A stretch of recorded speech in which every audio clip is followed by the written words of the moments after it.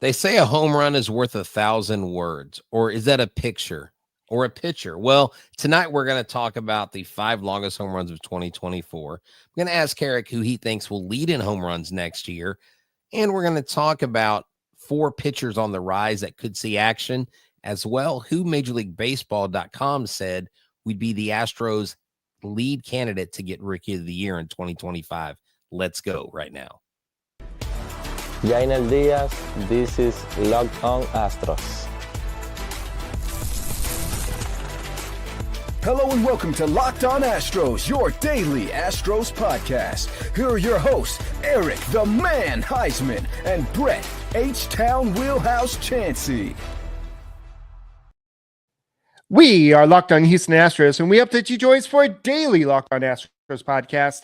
My name is Eric Heisman. You can find me on X at Eric Talks Astros. You find the show at Locked On Astros, your team every day. Brett, where can I find you at? They can find me at H-Town Wheelhouse on X, Instagram, and TikTok. They can find me at Stros411 on X and on Facebook. And then back to the bullpen on X, on Instagram, on YouTube, and iHeartRadio, where I'm always positive, always Stros. Hey guys, thank you for making Locked On Astros podcast your first listen every day, whether it's on YouTube. Go and subscribe to us. Make your first listen on Apple, Odyssey, Spotify, wherever you listen to your podcasts. Go and check us out. Today's episode is brought to you by FanDuel. You can start the season with a big return on FanDuel. New customers can place a $5 bet, and you'll get started with $150 in bonus bets if you win your first $5 bet. Just visit FanDuel.com to get started today. So, Brett, I know that this is kind of I don't want to call it the dead time, but it's really kind of the dead time before you have the winter meetings. That's when a lot of the offseason talk, all the rumors, all the kind of the big action starts happening. You have the Rule 5 picks. You have a lot of the agents actually meeting.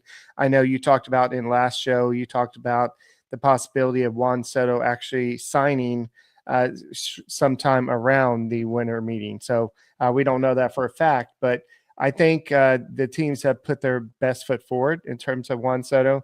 They're not saying, oh, here's a low ball offer. Everybody knows that what type of player Juan Soto is. And so I know a lot of people are saying, well, are they doing that for Alex Bregman? Who knows? But we want to go ahead and worry about that another day. We want to go and look at some of the longest home runs of 2024. And we're going to look at some of the top pitching prospects, because what if the Astros do let Verlander go, and if they happen to trade Framber Valdez, what are the options for making an impact this year? Because as we saw last year, you can never have enough pitching. So, Brett, let's go and get started with the top 5 longest home runs in 2024. Right now, on this list, it's not 5 separate players. It's actually 2 players that dominated and one player sprinkled in. Right. Before we do that, the Houston Astros ranked 10th in home runs this year with 190 home runs. They scored 740 runs. And in the run category, they were ranked 11th. So you would think that, look, man, 190 home runs, you've got all these guys that are just hitting tanks, but it was, I think, the year of Yiner Diaz showing how much power he can generate at the plate. This kid's got a solid bat, one of the best offensive catchers in Major League Baseball right now. He was number 9, I think, snubbed a little bit on the top 10 catcher list. I think he deserves to be top 5, to be honest. His WAR is up there with the rest of them. I think there are a couple other guys that got snubbed, but that leads me to the 2. So the 5th and 4th longest home runs were August 8th in Boston by Yiner Diaz. I believe that cleared the monster. And then August 25th in Baltimore, Yiner Diaz. And Baltimore is an interesting ballpark, Eric, because they've almost home run proofed that left field. And that left field, to get it out there, to get the ball over that fence, takes quite a bit of an effort. And I really liked what we saw out of Yiner Diaz power-wise this year. What are your thoughts on him, on his bat? I know his defense declined, but I think if this is the kind of production you're going to get out of him, you've got other guys that can fill in the spot, defensively speaking. I do. Yes. They've actually decided to actually move the wall back in. So they're actually going to move the wall in at Camden Yards. So it's actually going to be a lot easier to Oh, hit they're a going to home run. move it in. I Yes, guess they're because they tired of it. realized that home runs were kind of like at Safeco Field at some of the longer parks. It's kind of hard to hit home runs there. So they moved them back, and now they're like, yeah, this is not a good idea. So they're going to go move them in. But yeah, for what we saw from Yiner Diaz is the maturity of a young hitter, a guy that had some power. He was a clutch RBI guy all year, and he had a knack of just getting the job done. And so I think that what you're going to see from Yiner Diaz, especially once he gets settled in as a catcher, because I think, especially if the Astros don't go out and get a first baseman, you're going to see a lot more Victor Caratini at first base this next year. Nothing against John Singleton, but I don't know if he's going to be everyday catcher unless they decide to just, hey, let's just give it a shot. But I think that Yiner Diaz is probably going to be, I don't know if he's going to be a top 3 catcher in the league, but I would say in the next couple of years, he's going to end up being a top 4 catcher or 4 or 5. He's going to have the power. He's going to have batting average. He'll never have the speed. So I don't think he'll be a JT Realmuto type guy where he can steal some bases at the same time, but who knows what this guy can do. So Well, I'm glad the Astros have him.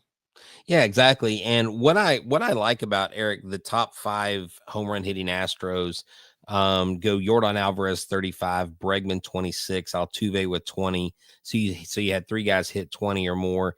Yiner Diaz with 16 comes in 4th, Jeremy Pena 15, and then we got to mention Jake Myers because he's there at 13th. But his strikeout rate jumps a little bit.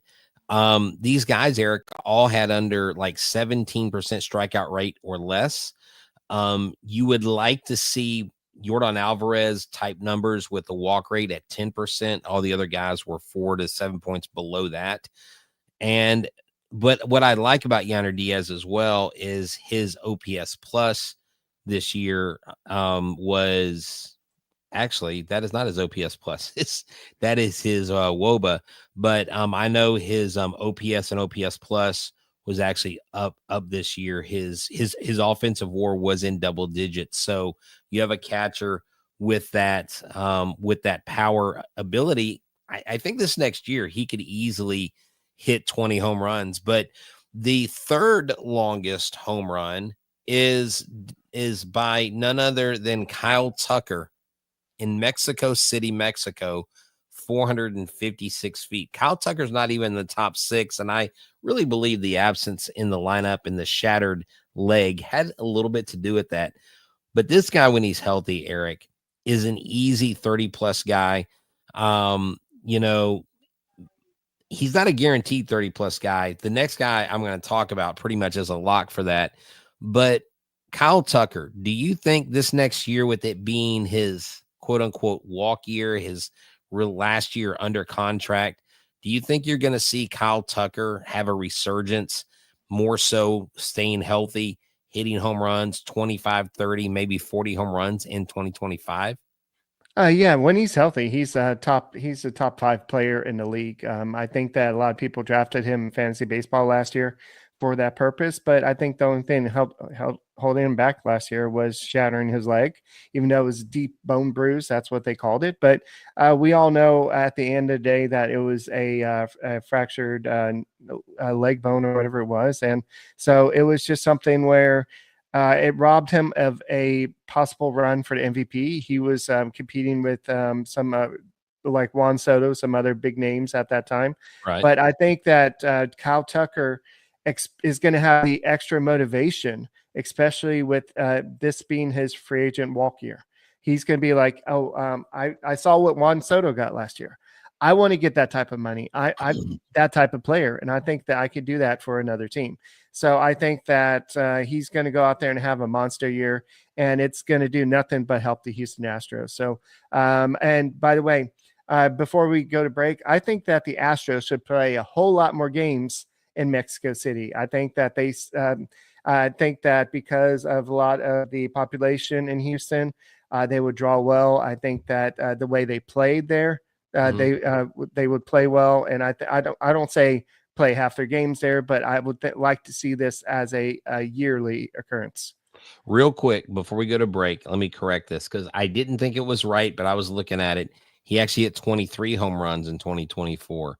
I don't know what Fangraphs did to me with their list, but it didn't seem right. So I went and double checked. He had 30 home runs, 21, 22, 23, he had 29, and this last year he had 23.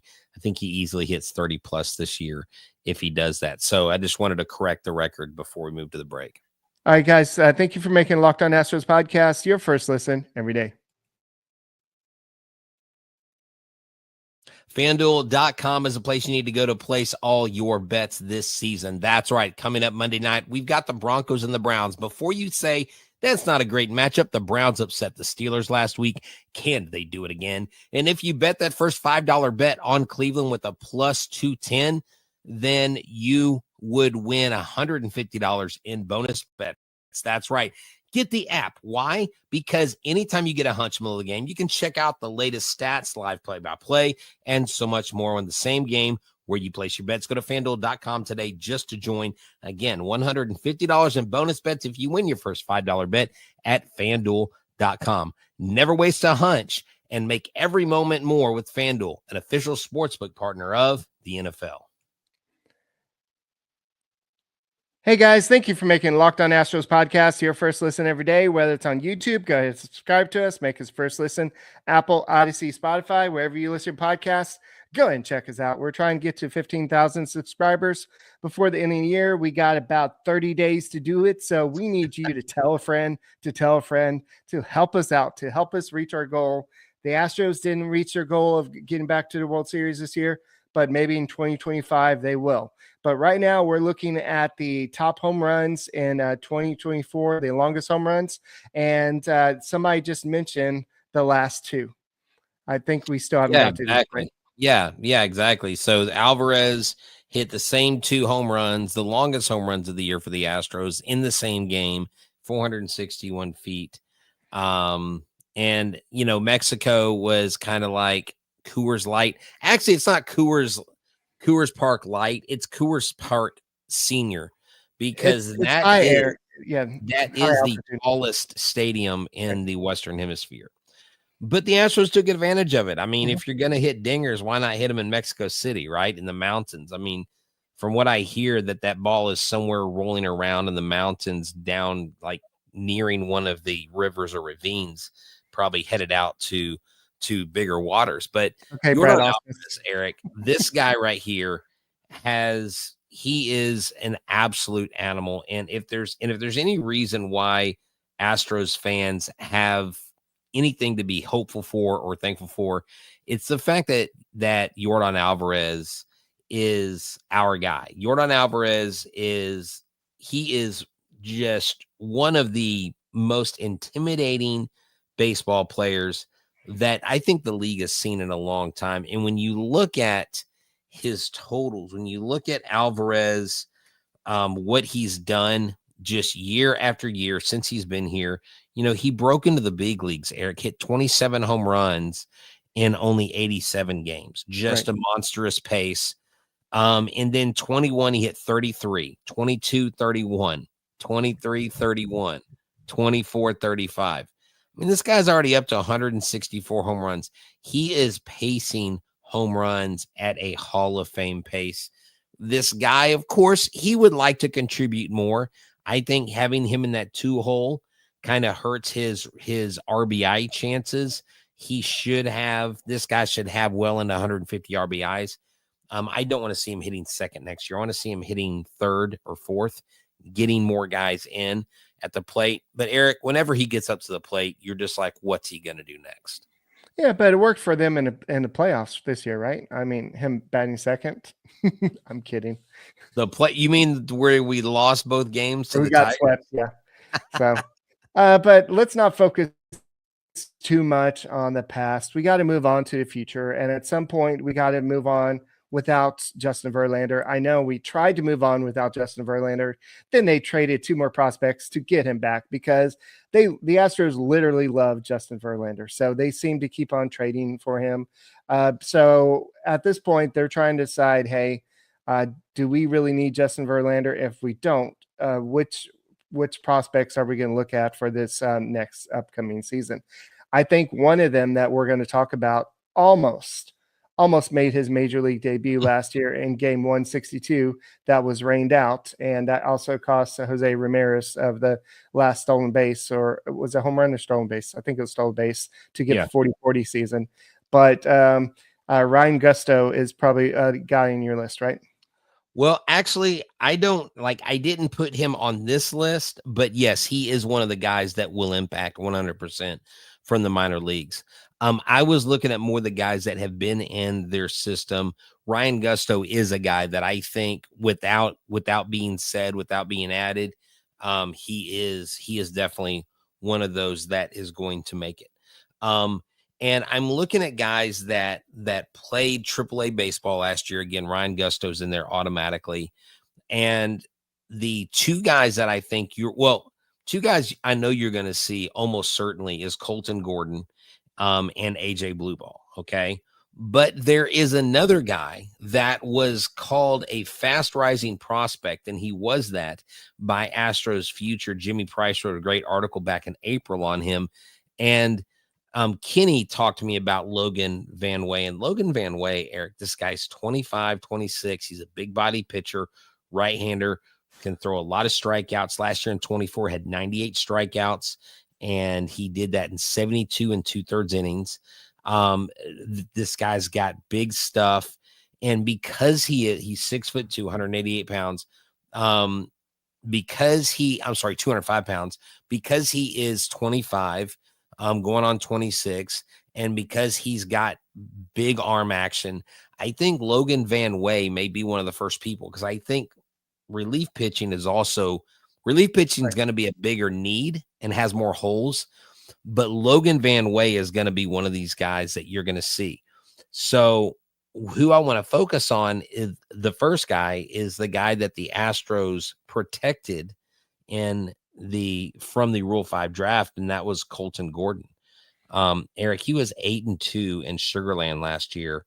Phenomenal 124 strikeouts and 123 and 1/3 innings. Okay. He had a 1.22 whip. He just had a phenomenal year. A big lefty. You know how the Astros typically need lefties? Mm-hmm. I think some of these guys, it may take an injury for them to come up. Some of these guys may compete for the back end. If the Astros don't make a sweetheart deal with Justin Verlander, feel like he's healthy enough to sign him as a back end guy. Because look, if they sign Justin Verlander, he's not going to be starting. He's not going to be the number one pitcher. He's going to be in the back end because of his age and his health. So Colton Gordon is a guy I think we can expect to see. But I like him, and Logan Van Way. I love this kid too. I remember talking to him a couple years ago when he was first in the Astros farm system. He was at minor league camp. Good guy, strong, like I said, strong arm. Yeah, a lot of people have heard of AJ Blueball. Last year, he had a 12-4 record with a 3.71 ERA. He had 133 strikeouts and 128.2 innings pitched. So he's likely going to make his debut at some point with the Houston Astros this year. But a lot of name that a lot of people don't really know about is Michael Ullola. He is somebody that is on the definitely looking at the top 30 MLB pipeline. He's up there, but last year he had a 5-9 record with a 4.28 ERA, but he had 171 strikeouts and 130 innings pitched. Walks were a little bit high, 77 and the 130 innings, but he's struggling a little bit with command. The whip was a decent 1.16, but this is a guy, once he kind of brings the walk rate down, continues to have the strikeouts rise a little bit, he can actually find himself with the Houston Astros at some point this season. Yeah, I like Miguel Ullola. This guy is, not only does he have a cool name, but this dude looks really good on the mound. He's also 22, Eric, 6'1". He's a fastball, curveball, slider, changeup, and he's overall rated a 45, which is not bad. Ullola could find, just a similar path that other pitchers have found, because he just signed this like $75,000 deal out of the Dominican as an 18-year-old in 2021. Okay. Right. So this is a guy that his four-seamer sits at like 92 to 95. He can reach 97 with a flat approach angle. And exceptional carry up in the zone. In other words, if a pitcher carries up in the zone, that means that ball is rising as the ball gets closer to the glove. And if that ball has still got rising action, that's much harder for bats to hit. That means he has swing and miss stuff. I think he's more of a wild card this year, but he absolutely, if he touched the major leagues and contributed, I don't think I would be surprised. Yeah, I agree with you. So, guys, I'll give you one more prospect that is a little bit away, but he's probably going to make his impact felt with the Houston Astros at some point, unless he's traded. Thank you for making Locked On Astros podcast your first listen every day, whether it's on YouTube. Go ahead and subscribe to us. Make us first listen on Apple, Odyssey, Spotify, wherever you listen to your podcast. Go to Game Time today, download the Game Time app, and use the code LOCKEDONMLB for $20 off your first purchase. Terms do apply. I've told you about Game Time over and over again. I promise you, I know some of y'all have used it because you've actually told me through social media. Thank you for Game Time. Thank you for the code, and I'll give you that code at the end of this commercial. Last-minute tickets, flash deals, zone deals, easy to find and buy MLB tickets to every kind of event in your area. Views from all seats in the venue that you're going to, lowest price guaranteed, event cancellation protection, job loss protection, so much more. You've got to go download the app today. It's Game Time. Create an account. Use the code LOCKEDONMLB for $20 off your first purchase. Terms apply. Again, create an account. Redeem the code LOCKEDONMLB, LOCKEDONMLB for $20 off your first purchase. Download the Game Time app today. Last minute tickets, lowest prices, guaranteed. Hey guys, thank you for making Locked On Astros podcast your first listen every day, whether it's on YouTube. Go ahead, subscribe to us, make us first listen. Apple, Odyssey, Spotify, wherever you listen to your podcasts, go and check us out. And in honor of my fiance from Venezuela, you got to talk about the number 8 prospect on the MLB pipeline. He's quite a wet year. Quite a bit away. He's only 20. He signed with the Houston Astros on November 1st of 2023.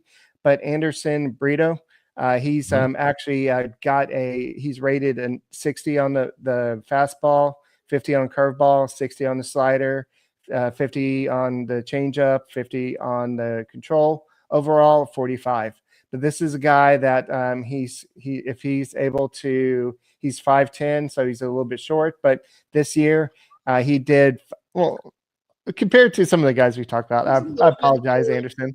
But anyway, he is between 3 teams this year. He was 4-2 with a 1.51 ERA, with 82 strikeouts and 53 2/3 innings pitched. And his first real season with in the Astros minor league system.